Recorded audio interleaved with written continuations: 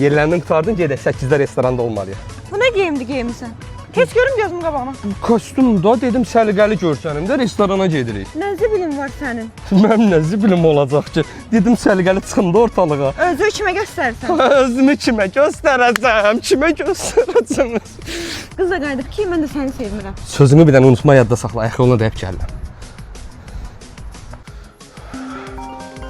Alo. Bir saat niyə çıxmırsan? Nə zibilin var sənin orada? Az ayaq yolundan da verəcəm. 2 dəqiqə imkan ver burada oturumlara. Az burada ne yiyecek? Kanka sen Allah üzürü say nətər başım pozulsa görmədin. Az samatın yanına girmişəm imkan ver.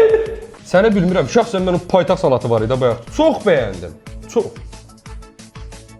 Sənin nə zibilin var ki, o telefonu ağız üstə qoymuşsan yerə? Ya səbir, az iPhone-dur da, bunun kamerasına görə ağzı üstə qoyurlar. Qoyma zək gəlir. Götür. Kimdir o? Qoy mikrofonu, kimdir o? Alo? Alo, Aycan, bəli? Nimət? Gördün mənə xəyanət edirsən? Dedim sənə mənə xəyanət edirsən.